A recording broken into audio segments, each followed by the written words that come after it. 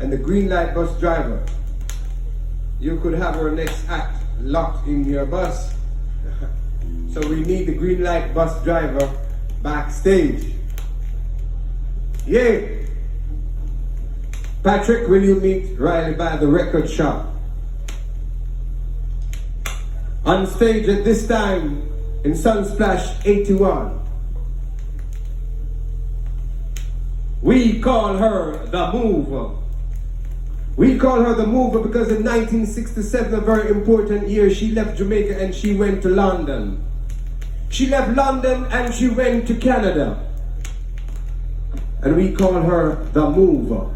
In 1980, she made it to the Song Festival finals in Tokyo.